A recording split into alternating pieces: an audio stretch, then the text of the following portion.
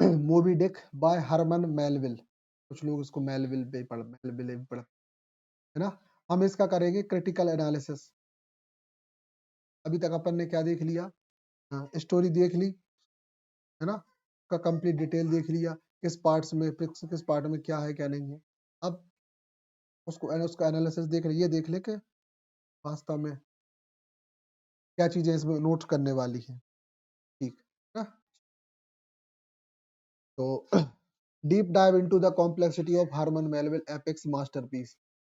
Epic है ये, masterpiece है, बहुत खास वर्क है। इसकी इंपॉर्टेंस के बारे में हम लोग बहुत बात किए हैं। इतना समझना कि उस एज में, उस पर्टिकुलर एज में ये जो वर्क है ना, ये बहुत मायने रखता था, आज भी मायने रखता। अच्छा, उस समय इंपॉर्टेंट था, इसलिए आज बात करते हैं लोग कि यार इंपॉर्टेंट क्यों था। तो वेल का ट्रेडिशन था, वेल का क्या ट्रेडिशन था कि मतलब वेल को पढ़ना लिखना नहीं, वेल की इंपॉर्टेंट थी उसके खास बॉडी के लिए, उसके खास पार्ट्स के लिए, है ना। आज भी यूट्यूब पे सर्च करना, उसके जो चर्बी होती है उससे बनने वाली डिश बहुत महंगी होती है, करोड़ों में, एक व्हेल करोड़ों का प्रॉफिट देती है। इसलिए तो ट्रेंड क्या था, लोग व्हेल को मारना पसंद करते थे। अच्छा, व्हेल को मारना पसंद करते थे तो फिर एक इशू ये आएगा कि अरे यार वो तो फिर तो उसकी वो जनरेशन ही खत्म हो जाएगी, है ना। तो लोग जब देखो तब सोचो, सबसे ज्यादा जो व्हेल है वो पाई जाती है जापान के आसपास आज भी। तो लोग यूरोप से आते थे, यूरोप से मतलब ये समझना कि मान लो कि ये यूरोप है और यहाँ जापान है। सोचो ये पूरा सफर करके ये ऐसे ऐसे आते थे, डायरेक्ट समंदर से नहीं आ सकते ऐसे, एक एक उन पे रुक है, पोर्ट्स पे रुक है, पूरा अफ्रीका नकते हुए, इंडिया घूमते हुए व्हेल को मारने के लिए लोग, सोचो यहाँ इंग्लैंड के लोग, क्या भयंकर का वो रहा होगा क्रेज। तो व्हेल मतलब बहुत बड़ी बात, और बहुत बड़ी तो होती ही थी। कहते हैं एक मैच्योर व्हेल 30 हाथियों के वजन के बराबर होती है, एक मैच्योर व्हेल। अंदाज लगा लो एक हाथी कितना हैवी हो, व्हेल तो क्या ही होगी। जहाज वहाज पलटाना उसके लिए बाएं हाथ का खेल होता था, एक बार ऐसे मुड़ी मार दी ना तो जहाज कितना बड़ा हो डुबकी खा जाएगा। के बाद भी लोग मारने से नहीं कतराते थे कि चलो मार के तो रहेंगे। बहुत पहने पहने भाले बनाते थे, है ना। वो जो भाले हैं हमने बना के बता दी, इससे पूछ ले, ठीक है। मारते रहते जब तक मारेंगे, जब तक कि वो खूना खान ना हो जाए, एकदम खूना खच, ठीक। तो कहने का मतलब, dive deep into the complex Herman Melville epics masterpiece Moby Dick. This presentation will explore the key themes. हम इसमें की थीम देखेंगे, सिंबोलिज्म देखेंगे, कौन सी चीज किस चीज को सिंबलाइज करता है। फॉर एग्जांपल उसमें एक जहाज आता है पैकवर्ड, वो पैकवर्ड जहाज एक बहुत खास प्लेस को रिप्रेजेंट करता है, एक एंशिएंट प्लेस को। अच्छा, बात याद आ गई, बताई दे, पहले के जो राइटर थे वो इन चीजों का यूज क्यों करते थे, खास खास नाम, क्योंकि पहले ट्रेंड था कि अगर आप किसी चीज का यूज कर रहे हैं, हम वही पढ़ रहे थे, देखो हमने अब भी पढ़ा और तुम्हें पढ़ा रहा है, कुछ चीजें रिसेंट ऐसे याद आती है। पहले के जो राइटर थे वो खास चीजों का यूज क्यों करते थे, क्योंकि अगर उनके वर्क में उनको वो चीज शामिल करनी है तो वो इसलिए यूज करते थे उसमें, ताकि उनका वर्क खास हो। क्या रहे, हम भी हिस्टोरिकल रेफरेंस देते हैं, ऐसा थोड़ी कि हम लोग नकली काम करते हैं, हम लोग भी खास काम करते हैं। तो हिस्टोरिकल रेफरेंस देना, शेक्सपियर तो बहुत करते थे, है ना, हमेशा सेनेका, है ना, पेट्रार्क, प्लूटो, है ना, प्लूटार्क, इन लोगों के वर्क के रेफरेंस देना, ठीक। तो ये कहलाता है सिंबोलिज्म। कैरेक्टर एनालिसिस देखेंगे, लिटरेरी टेक्निक्स देखेंगे, revealing the nobles enduring relevance, कभी ना खत्म होने वाला उनका जो खास बात होती थी ना, क्यों हम आज लोग पढ़ रहे हैं, रेलेवेंस आज भी। ये सब कुछ हमारी इस स्लाइड में हम लोग देखने वाले हैं, clear. Introduction simple, published in 1851, Moby Dick is considered one of the greatest American novel. हमारे राइटर जो हैं वो अमेरिकन हैं, ठीक। It combine philosophy, adventure, comedy, and tragedy to explore theme in the obsession, nature, human condition. Obsession, nature और human condition क्या है तो हम इस नोवेल में देखने वाले हैं। बहुत खास नोवेल है, इतना समझ लेना। तुम्हें बस इसकी पूछ मिल रही है, बाकी हम लोग खा गए 2-3 दिन में। ठीक है, इसलिए बार बार हम खुद ही लगे कि भाई आ जाओ सुबह ये हो जाओ, पढ़ लो, नहीं तो कहा था ये। देन अब देख लो की थीम ऑब्सेशन। अच्छा, एक मिनट। ठीक, तो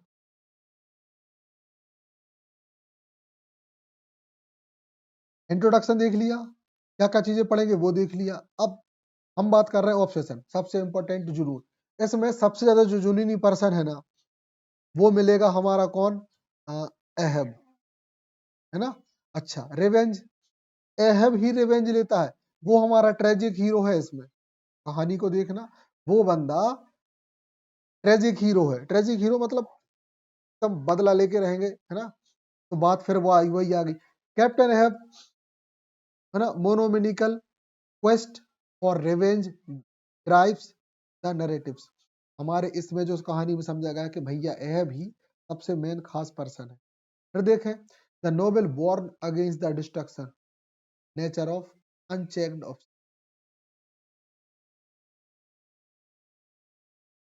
the novel warn against the destruction nature of the unchecked obsession. मतलब ये जो नोबल है उस चीज के अगेंस्ट है कि लोग कैसे नेचर को डिस्ट्रक्ट कर रहे हैं। बेसिकली बीच में ही हम तुम्हें बता दें कि ये जो नोबल है, ये लड़ाई पता किसकी है, नेचर और ह्यूमन की। आप नेचर को नष्ट कर रहे हो। वेल तो एक सिंबल है, वेल को नष्ट करने के लिए लोग कितने अग्रेसिव रहते हैं। और नेचर है, क्रिएशन है गॉड का, हम उसको, आप उसको नष्ट करोगे ना तो आपको बर्बाद कर देगी, करती है। और जो नेचर को पसंद करता है उसको बचा भी लेती है। आप और हम सोच रहे हैं कि अरे पानी बह रहा हो, हम का को बचा, सब तो बहा रहे हैं। हाँ, तुम जिस दिन पानी को, पानी से याद आ गया, हमारे साथ इंसिडेंट हुए हैं। हमारे घर में भी सब बहा देते हैं, बहुत लोग बहा देते हैं, मोहल्ले के बहुत सारे लोग बहा देते हैं। तो कभी कभी ऐसा होता है कि जिस दिन नल नहीं आते हैं, तो स्पेशली हमारी टंकियां फुल रहती है, बाकी दिन हम खाली करते हैं। गॉड देखता है, बाकी लोग कर देंगे, जो लोग बहा रहे हैं ना उनको डोज मिलता है। भगवान जानते हैं, तथास्तु, सबकी टंकियां खाली है, भी आज एक दिन उन्होंने सीधी मोटर फटवा देंगे, हमारी टंकियां फुल रहेंगी। हमारी 2-3 दिन व्यवस्था आराम से चल गई। ये इसके ये चीज आपके हाथ में नहीं है। आप सोचो कि टंकी भर के कितनी रखोगे, गॉड को बदला लेना होगा, वो लेके रहेगा। देखो कितना सिंपल लॉजिक। घर घर में जी लो आप नेचर का बदला, गॉड का बदला, समझ गए। तो हमें नहीं आते, हम तकलीफ ही नहीं हो पाती, ताकि हम पता टंकियां फुल हो गई हम बंद कर दें, का को बंद दें, भर गए पानी तो भरा है तो भर बंद करो, समझ गए ना। तो नेचर के अगेंस्ट तुम जाओगे ना तो बदला लेके रहेगा, जीना पड़ेगा नेचर के साथ रहना। छोटे छोटे खुद अकेले करो ना, है ना। चिड़ियों के घोंसले खुद बचा दो, खुद के तुम मत तोड़ो। दुनिया भर पेड़ काट रही है, आप तो मत काटो, दुनिया तो सामने करेगी तुम्हारे। गंदगी दुनिया फैलाई, तुम मत फैलाओ, रख लो अपने जेब में कोई भी चीज। हम तो एक बार डिस्पोजल रख लाए थे हमारे स्कूल का, पूरा पेंट खराब कर दिया था। तो ऐसी मूर्खता भी हो जाती है। चाय पी, अब फेंक नहीं पा रहा, मुड़ते मुड़ते उसको हमने लिया, देखा देखा आदत है, जेब में रख लिया, दाग छप गया, फिर भी हम उस पेंट को 3 दिन पहन गए। ठीक है ना। ये मूर्खता है, लेकिन नेचर के लिए आप पसंद करते हो, ये उसकी निशानी है। ठीक। चलो, तो बात आ गई ऑब्सेशन और रिवेंज। हमारे एहब भैया लेते एहब वेंडेट एप्स vendetta against Moby Dick stems from losing his legs in the previous encounter. बड़े ठीक है ना।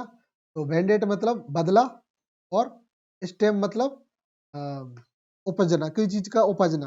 तो यहाँ उपजने क्या होगा, हमारे एहब के दिमाग में उपज रही है सारी चीजें, वही फड़फड़ा रहा है।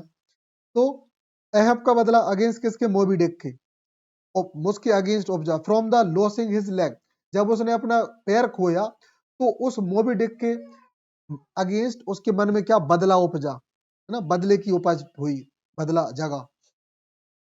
प्रीवियस एनकाउंटर, जो पहले घट गए, जो घटना घटी, ठीक। The Nobel question against the futility and the moral bankruptcy of revenge। तो हमारा ये जो नोवेल है, ये किस चीज के अगेंस्ट है कि इंसान की जो मोरल बैंक्रप्सी होती है, बैंक्रप्सी मतलब दिवालिया होना, जब इंसान का मोरल रिवेंज जो घट जाता है ना, तो उसके अगेंस्ट आप बदला लेते हो। सीधी बात, आत्मा मर गई, तुम्हारा खून खोलता है ना, वही इंसान खून खोलता है जिसकी आत्मा मर चुकी होती। अरे भाई, तुम्हारा लेग भी तो उसने इसलिए लिया था ना, तुम्हारा लेग इसीलिए खा गई थी कि वहां भी तुम नाटक कर रहे थे। The Nobel contrast human fragility, है ना, भंगुरता मतलब होता है कि नष्ट होने लायक चीजें, है ना, नेचर माइट, और मैट हाईलाइटिंग ह्यूमन लिमिटेशन, इंसान की औकात को बताया गया है कि तुम कितने सीमित हो और तुम उचटते कितने हो, एक झटके में तुमको निपटा दिया जाता है, तुम पता नहीं चलता। हाँ, तुम स्पीड में गाड़ी चलाओगे, एक सेकेंड में कहूँ में खोतले डले रहोगे, ठीक है। हालांकि ये चीज कभी कभी हम पे भी फॉलो होती है ना, कि कभी कभी हम जल्दबाजी कर लेते, लेकिन हम रोज जानबूझ के नहीं करते, फिर हम उसकी कसर भी निकाल लेते कि नहीं, कब उसे लो भी चलो, 30 पे भी चलो, कभी कभी बहुत धीरे चलते। हाँ, तो नेचर का आनंद लेते हैं ठीक है, कभी गाड़ी 90 पे भी भगा देते हैं, और कभी कभी फिर हम कहते हैं कि नहीं, आज आनंद लो प्रकृति का, चलो भैया मध्यम मध्यम हवा लो, आहा, सबसे स्लो, फिर गाड़ी को हम कहते हैं तुम कितनी स्लो हो बेटा, चलो आज ठीक है। तो कहने का मतलब नेचर तुम्हें औकात दिला देगी। हम ऑब्जर्व करते हैं चीजों को, तो सबको करना चाहिए कि कभी आप जल्दी हो तो कभी स्लो भी रहो, क्योंकि ईश्वर हर एक चीज का समय फिक्स रखता है। अगर आप हमेशा ही तेज तेज ही रहोगे ना, तो वो कहेगा कि रुक बेटा, बदला लेंगे हम। किसी दिन आपको जानबूझ के ऐसे फाटक पे फंसा देगा कि घंटा भर फंसे रहोगे। प्रकृति के साथ सामंजस्य बनाओ, वो आपको बहुत फिट रखेगी, बहुत खुश रखेगी, है ना। आपको कर्मी भी रहोगे ना, तो भी आपको नुकसान नहीं करेगी, क्योंकि आप नेचर को फील कर रहे हैं। तो बस नेचर को फील करो, वो बहुत सामंजस्य चाहती है, बहुत सामंजस्य चाहती है नेचर, ठीक। Feeling serve as the metaphor of humanity's desire to control nature. Feeling serve as the metaphor मतलब व्हील का वहां पे सर्व करना, humanity's desire to control nature, wheel का ये होना कि वो इंसान के नेचर को कंट्रोल करने के लिए वार्न करती है, बताती है कि मैं कितनी बड़ी हूँ और मेरी इस ताकत को देखो तुम। अगर व्हेल ऐसे जहाज में ऐसे खड़ी हो जाए ना, तो इंसान देख के पागल हो जाए कि वो गिर गई ना तुम्हारे ऊपर जहाज पे, जहाज की फिच्ची नहीं मिल रही, है ना। जहाज मान लो कि किनारे पे खड़ा और व्हेल आके गिर जाए ना, तो वो ऐसा धस जाएगा कि, है ना, लोग उस जहाज के जितना ही 3 गुना मलबा निकाल के उसको खो देंगे। यही तो कला है, व्हेल को मारने का तरीका ये है, उसको जख्मी किया जाता है, उसके जो कमजोर पॉइंट्स है उन पे वार करते हैं वो लोग, समझ गए। हर इंसान का कमजोर पार्ट होता है, ठीक है। अब जैसे हम इंसान हैं, तो हमारा इंसान का तो सब कहूँ कमजोर है, फिर भी ऐसे कछु कमजोर चीजें हैं जहां अगर मार दिए तो इंसान को बहुत नुकसान। फॉर एग्जाम्पल आईज, आईज में इतनी सी पे नहीं चुभ जाए, समझ लेना कि क्या हाल होगा, वेरी सेंसिटिव पॉइंट, है ना। यहाँ वहां तो पेन तुमको गुच्छ दे तो कछु नहीं है, नाखून, ताकि वो प्रोटेक्टेड भी बहुत है, बहुत मजबूत हड्डी होती है, थोड़े बहुत तो तुम दीवार में मूड़ मूड़ गल जाते तो वो कछु नहीं हो, और फिच जाओ तो कछु नहीं हो, है ना, तो भी बच जाता है, क्योंकि मजबूत होती है भाई, खपड़िया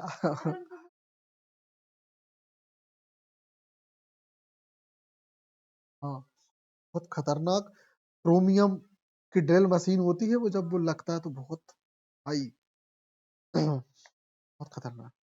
छोड़ो, ठीक है, अब हम देख लें symbolism, the white wheel smile करती हुई ठीक है, तो ये मूवी देखा है हमारी ये एआई से जो चीज है। हाँ, अब ये तो भाई इसके पीछे आपको नोबेल पढ़ना पड़ेगा, ठीक है।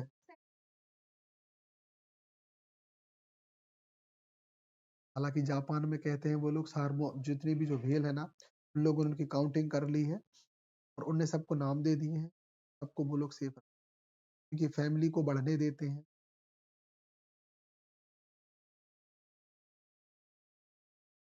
और जापान जैसा सीरियस कंट्री अब ध्यान रखता, लेकिन फिर भी कुछ हरामखोर यहाँ वहां से छोटे छोटे बच्चे भेल को, बेबी भेल को मार दिया।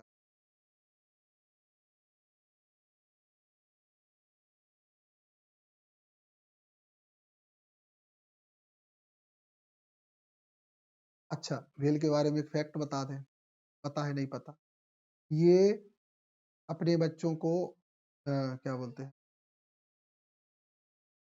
हाँ दूध पिलाती है। हाँ, मतलब ये बाकी के जैसे नहीं, होते अंडे से हैं लेकिन ये दूध पिलाती है। ये ह्यूमन मतलब फिशेज में एकमात्र फिश है जिसमें ह्यूमन नेचर है। सब फिशों में नहीं होता, इसी में है, ठीक। Moby Dick is a multi faceted symbol, ये बहुत सारे सिंबल हैं representing nature's unconquerable force. Whale को ये चीज बताया गया कि इसको जीता नहीं जा सकता, आप जीतने की कोशिश करोगे तो नहीं जीत पाओगे। इस नोवेल में भी ये लोग नहीं जीत पाते, वो कर ही देती है इनको खत्म, सबको खत्म कर देती है। इंसान भी सोचता है कि नेचर से लड़ ले, तो नेचर से लड़ा नहीं पा रहे तुम, गोली करोगे एक थप्पड़ में तो मैंने गिरा दी। And the next, the whale embodies evil or the inscrutability of the universe. तो व्हेल वो है कि नेचर का वो रूप है कि आप एक दानव समझ लो, उसको कंट्रोल करना आसान नहीं है।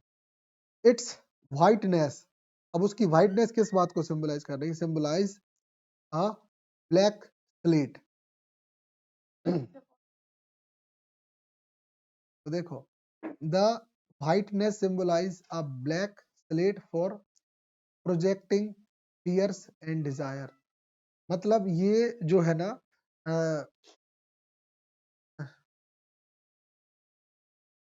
हाँ, हमारे जो डर है और हमारे जो डिजायर है उसके उसके अगेंस्ट व्हाइट चीज इस चीज को प्रोजेक्ट करती है कि हमारा जो है ना, क्या बोलते हैं हम इसको, हाँ मतलब हमारी इच्छाएं और उसको रिप्रेजेंट करती है ये, है ना। इस काली दुनिया में ये व्हाइट जो है इस चीज को रिप्रेजेंट कर रही है, हमारे डर और हमारी इच्छाओं को, इस काली दुनिया में ये चीज, ठीक। सिंबलाइज द बैकवर्ड, ठीक, हमने बोला था बैकवर्ड भी एक सिंबल है। Named after N extinct native American tribe, वहां की एक ट्राइब है। The backward represent a colonial expansion in the explore, तो वहां की एक नेटिव ट्राइब है बैकवर्ड। तो ये जो है ना बैकवर्ड ट्राइब, इस ट्राइब पे लोगों ने क्या किया, अपने आप को लोगों ने, नहीं, अमेरिका की नेटिव ट्राइब है जो अब वह मतलब अमेरिकन्स क्या थे, पहले तो खुद कॉलोनाइज हुए, कहानी पूरी समझो, पहले खुद कॉलोनाइज हुए, तो ये वहां की नेटिव ट्राइब थी, फिर बाद में अमेरिका ने दूसरी जगहों को क्या किया, कॉलोनाइज किया। तो ये बैकवर्ड इस चीज को रिप्रेजेंट कर रही है, समझ गए। बैकवर्ड जहाज, ये लोग दूसरे लोगों को कॉलोनाइज करने के लिए निकले हैं, इस चीज का सिंबल है ये। हाँ, फिर पेंटेड ब्लैक, काला रंग किस चीज का है, covered of white teeth and bones, it symbolize doom and primitive coffin. Black colour इस चीज को रिप्रेजेंट कर रहा है कि जो कवर्ड, जो हमारे जो हड्डियां हैं और हमारे जो शरीर है ना उसको कवर कर रहा है। अब सोचने वाली बात, कैसे कवर कर, सीधी सी बात है कि काला झंडा इस बात को रिप्रेजेंट कर रहा है कि आप जहाज में कितनी गलत चीजें ले जाते हो, है ना, और उसको फिर आप क्या कर रहे हो, ब्लैक कलर से पेंट कर रहे हो और आप उन चीजों को छुपा दे रहे हो।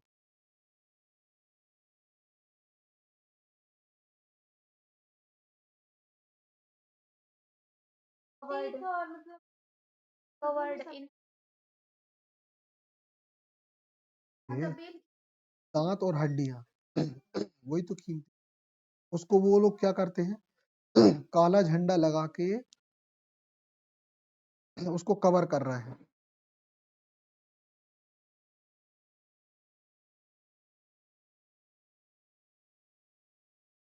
डूम मतलब होता है, डूम्सडे सुना है, बर्बादी का दिन, प्रिमिटिव कॉफिन, प्राचीन कफन।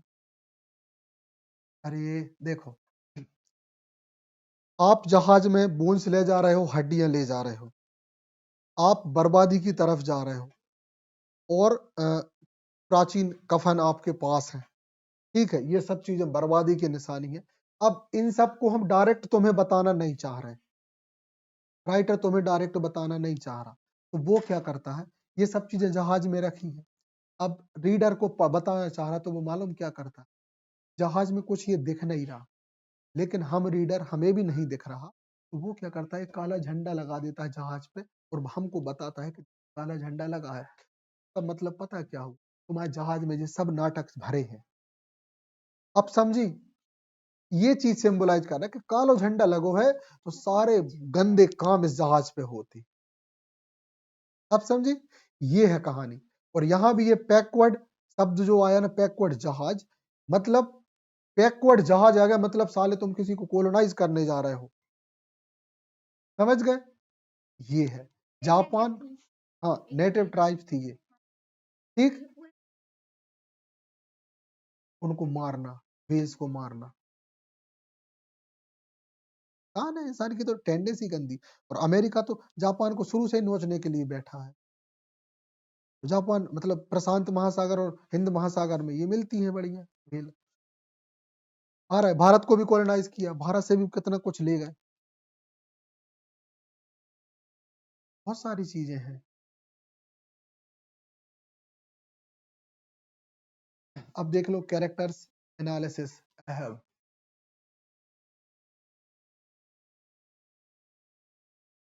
साफ दिख रहा है कि एहब भैया कैसे थे, फोटोज बड़ी अच्छी, एआई से बहुत अच्छी फोटोज बनती है। तो बिल्कुल इमेजिन कर लो ऐसा ही होगा एहब, एक टांग का, एकदम हैवी सा पर्सन, ठीक, यस तो, हाँ हाँ, वही लकड़ी का प्यार लगता था, वही, बिल्कुल हाथ भी ऐसे ही होता था, हाथ में तो भी, हाँ, हालांकि हालांकि तुम्हें एक आंख पट्टी की कहानी हम तुम्हें बता दें, हम एक आंख की कहानी, एक पट्टी बता दें। जो जहाज के जो कैप्टन होते थे ना, अगर वो अंधे भी नहीं होते थे तो वो उसको एक पट्टी लगाते थे। उसका एक रीजन ये था कि उनको बार बार वो जो है ना देखने का, तो उसको बार बार उठाना पड़ता था। अब हर बार उनको वैसे पकड़ना, दोनों हाथ से पकड़ना है, अब एक हाथ से उसको बंद करना है, तो उनको आंख बंद करनी पड़ती थी। तो कहा कि भाड़ में जाए, बंद ही रहेगी, हमको तो दिन भर उसी का तो यूज करना है, पट्टी लगी, टेंशन खत्म, समझ गए, तरीका था वो। तो ये है उसके पीछे कहानी। ठीक है, फिलहाल हम देखें कि एब is a tragic hero consumed by vengeance, प्रतिशोध लेने के लिए भैया हमेशा रिवेंज के लिए खड़े रहते थे। ही रिप्रेजेंट, ये हाँ, जैक स्पैरो, जैक स्पैरो की मूवीज देखी नहीं, ठीक है, चलो, he represent the destruction nature of man and his hubris, क्या था यार हब्रीज का, हाँ हाँ, तो इंसान की घमंड को बताया है, उसकी बर्बादी को, नेचर को डिस्ट्रक्ट करने के लिए इंसान ने जो जो जो कर्म कर रहा है वो बताने की कोशिश, विलफुली, है ना, destroying rather than seeking understanding, पूरी ताकत से, है ना, विलफुली मतलब पूरी इच्छा से चीजों को नष्ट करना, ना, है ना, सीकिंग अंडरस्टैंडिंग, बिना मतलब, बल्कि उसको समझे, बिना समझे नेचर को नष्ट, have embodies the theme of the human हबरीज।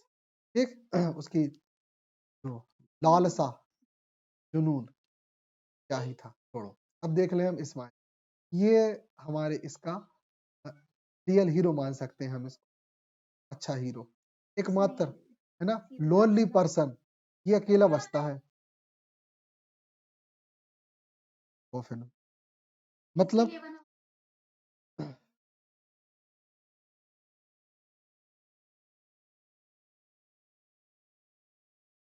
क्या नाम था उसका, ओ, इस मैरिज नरेटर ने sole survive of the backward voyage, voyage मतलब यात्रा, बैकवर्ड की यात्रा पे अकेला एकमात्र सोल, अकेला सर्वाइव करता है। ठीक, he represent the quest of knowledge and understanding contrasting the apes obsession, ये ऐप के ऑब्सेशन के अगेंस्ट होता है ना, कॉन्ट्रास्ट, तब उसके, he provide philosophical musing, music मतलब होता है अनवीलिंग, है ना, life and the human condition. हाँ, मतलब इसमें ये क्या चीज बताता है हमें, व्हील की लाइफ, है ना, और और जो ह्यूमन की कंडीशन है, ये सब कुछ बताता है ये चीजें, कि नेचर कैसा होना चाहिए, अच्छी चीजें, अच्छाई क्या होती है, सब चीजों पे बात करता है। इसका मन भी नहीं करता है, लेकिन फिर भी ये जाता भी है ना, और अच्छा अच्छा सोचता है, फोटोज में भी आध्यात्म, ये तो कहते हैं कि देखो कितनी अच्छी बात, इसमें क्या, ये क्या शानदार सिंबल यूज किए हैं कि मौत मतलब कॉफिन लोगों की अ, मौत की तरफ ले जाता है, लेकिन वही कॉफिन किसी की जान बचाता है। कॉन्ट्रास्ट है बात में, मौत का सामान, उसको मौत का सामान बोलते हैं, जबकि वो जीवन का सामान बना, है नहीं सोचने वाली बात, मौत का सामान जीवन का सामान बना। Literary techniques, Melville used a etymology chapter to provide scientific context। etymology एक टर्म है यार, तो इसको क्या, etymology, यही हम कहें कि दोबारा पढ़ रहे हैं, बिल्कुल, etymology,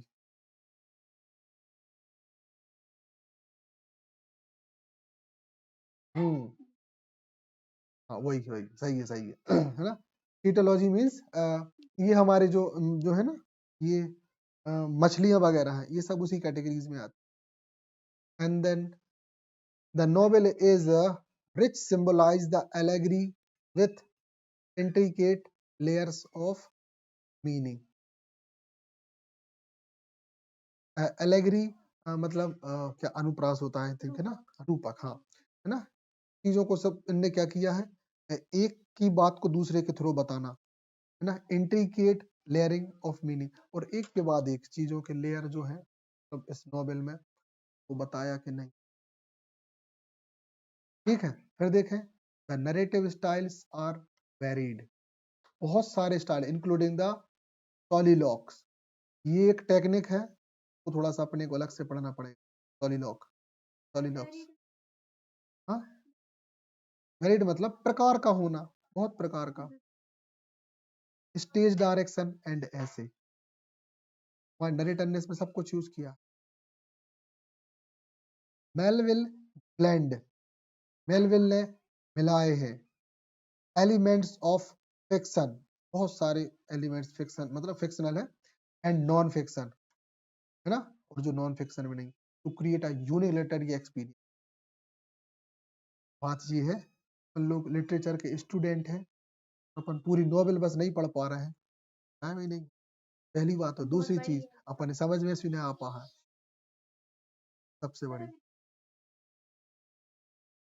लेकिन छोटी छोटी बुक्स पढ़ा कर पढ़ लिया करो। हाँ, एन, एन नहीं, वो एम्मा है, ठीक है,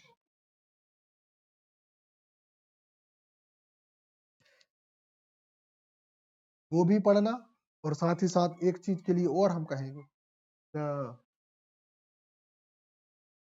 मिडनाइट चिल्ड्रन। हाँ, सलमान रश्दी की। तुम बोल रही हो मिड समर नाइट ड्रीम।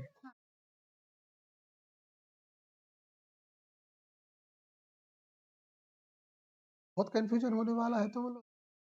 हालांकि धीरे धीरे जैसे जैसे बात याद है दिमाग में ताजी वो यहाँ भिदेगी ना, तो एकदम मक्खन जैसे हो जाएंगी चीजें।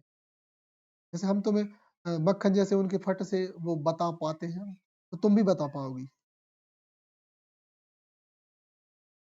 हमारे दिमाग की टेंडेंसी होती है कि घुसते टाइम बड़ी तकलीफ होती है, लेकिन फिर जब निकलने की बारी आती है, जब आप उसको मथ लो ना, तो ऐसा घी घी निकलत है, क्या बता दें, है ना, शुद्ध घी।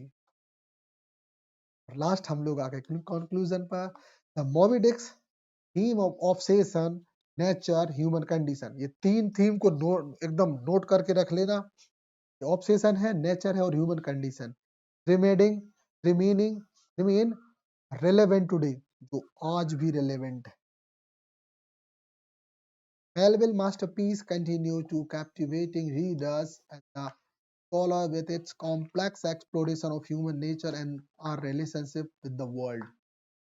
कैसे इंसान चीजों से जुड़ा है, कैसे स्कॉलर्स जो ह्यूमन नेचर की कॉम्प्लेक्सिटी को समझते हैं और बताते हैं कि दुनिया से हम कैसे जुड़े हैं, ये सब कुछ इस नॉवेल में है।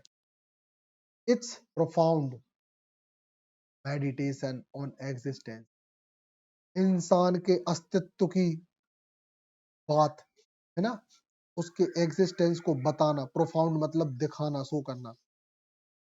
नॉलेज, नॉलेज को शो करना। और ह्यूमन कंडीशन को, leaving a lasting impact on literature. तो ये जो वर्क है, हमें इन सब चीजों का लॉन्ग लास्टिंग इम्पैक्ट जो इंसान पे पड़ता है ना, तो ये लिटरेचर हमें ये चीज बताता है कि ये वर्क क्यों खास है। पूरा इंसान की औकात याद दिला देता है कि तुम ज्यादा मुंह चलाते हो, तुम्हारी औकात कुछ नहीं है नेचर के आगे। आदमी भगवान भगवान चिल्लाते रहे। यही तो होता है नेचरवाद, प्रकृतिवाद। प्रकृतिवादी होना बहुत अ, पवित्र काम है। आप आप नास्तिक ना रहो, लेकिन आप प्रकृतिवादी रहो, नेचुरलिस्ट रहो, फिर कोई टेंशन नहीं है। नेचर तुमको कभी नहीं मरने देगी कुत्ते की मौत, आपको कहीं नहीं मरने देगी। आप सिर्फ नेचर को प्रोटेक्ट करते रहो, सिर्फ अपने लेवल पे। दुनियादारी की भाड़ में घंटा ना समझे। आप और हम अगर ये मान रहे हैं, तो समझ लेना कि बात बनी बनाई। ठीक है, ये खत्म कर दें।